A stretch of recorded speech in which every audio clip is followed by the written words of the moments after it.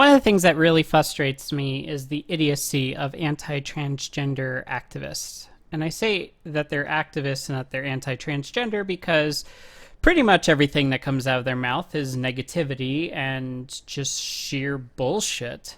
I made a video about 2 days or 3 days ago trying to dispute Ben Shapiro's perspective and his point of view.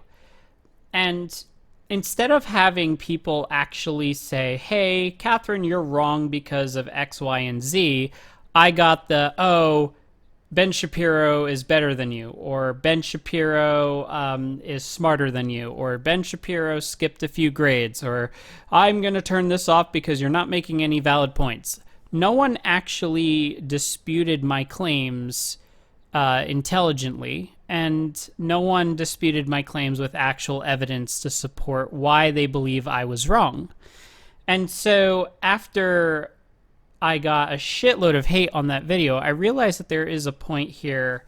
And the point is there's no point. No matter what I say or do, and no matter what evidence I provide, it's just going to be ignored by people. And this is the case for anybody who has it set in their ways that, well, trans people have a mental illness. Well, if there are people out there who believe that it's a mental illness, there is nothing I can say or do. There's no evidence that I can show that will change their mind. Because even if a fucking like neurosurgeon or somebody who studies the brain or somebody who's like a diehard expert on the issue and they say something you don't want to hear, they're delusional to the point where they believe, nope, because I say so, therefore it's true. And I know that people could try to flip that and say that I do the same thing, which I don't. I provide evidence. There are 15 studies that I tend to like throw into people's faces. And they're studies that have been done for the past 2 decades. And every single one of them have concluded that there are biological factors that contribute to gender dysphoria. So it's not a mental illness because it's not a delusion. It's actually your brain is programmed to think one way or the other. And people ignore that. They're like, nope, it's bullshit. It's been paid by somebody. Or they just come up with bullshit reasons to dispute facts and evidence. And one of the most prime examples of this are when people dispute the DSM. So here's the deal. Okay, the DSM is created by the American Psychiatric Association. And so the APA is America's like de facto organization on mental illnesses, how to treat them, how to diagnose them, and it's based off of hundreds of years worth of studies and research, and it's ever changing. There are things in there that were one time not considered a mental illness, and now they are, and vice versa. So people are very quick to go to the DSM when it supports their claim, but they're very quick to dispute the DSM when it doesn't support their claim. And this is something that I've seen time and time again.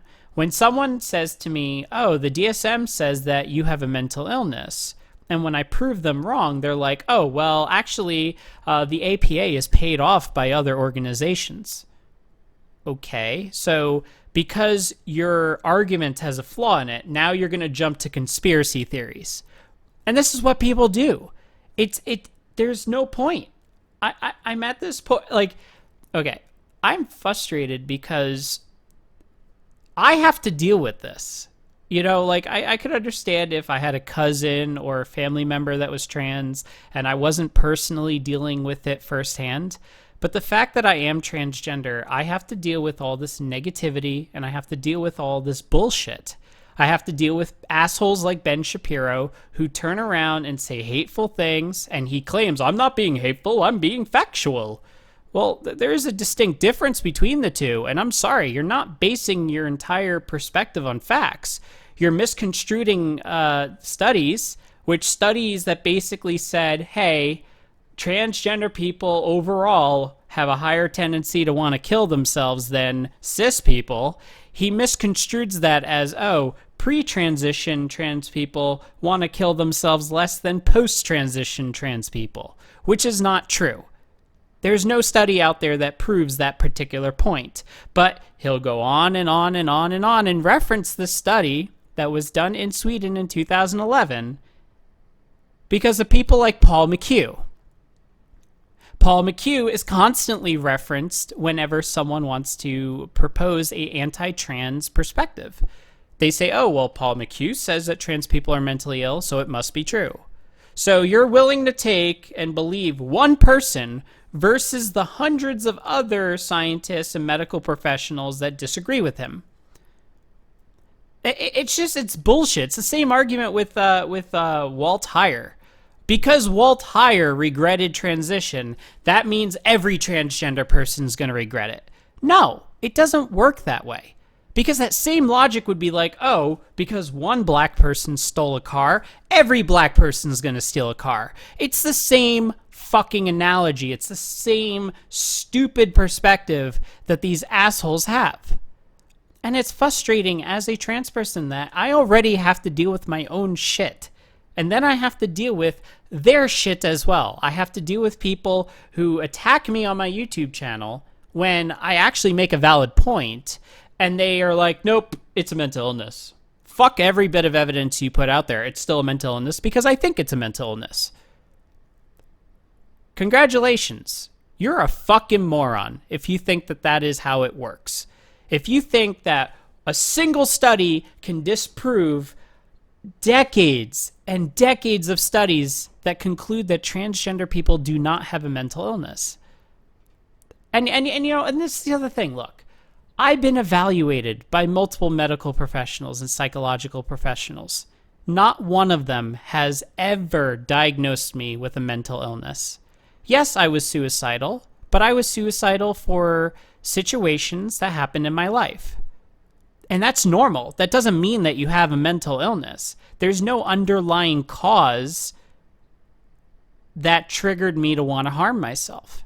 It was specifically a reaction to life. It was a reaction to people mistreating me, treating me like shit, treating me like a discarded piece of paper. That's what triggered for me to want to harm myself. And people assume that, oh, well, it's because you're trans, that's why you want to kill yourself. Well, that's part of it. I hate being trans. Don't get me wrong. But when people want to call it a delusion, you're delusional in your own self.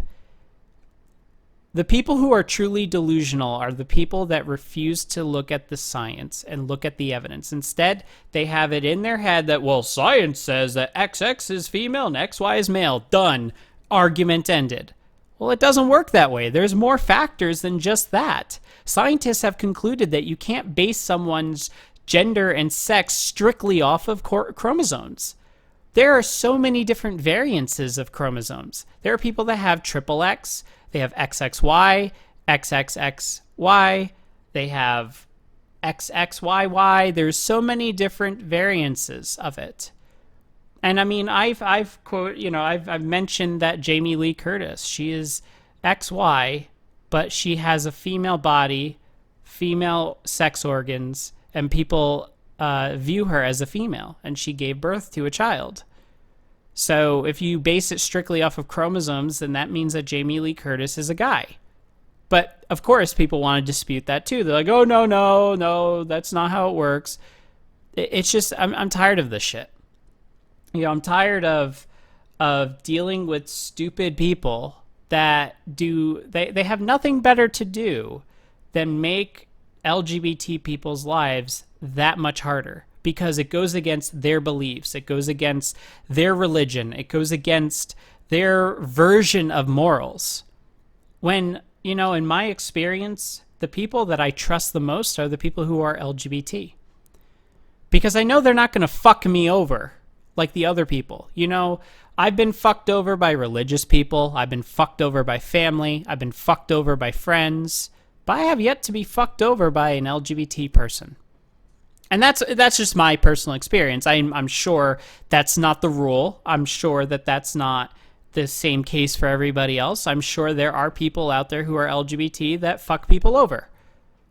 But in my particular experience, I have a little bit more faith in them because I have yet to be fucked over. And it's just, I don't know. Like, I really don't know what else to say. I really don't know what else to do.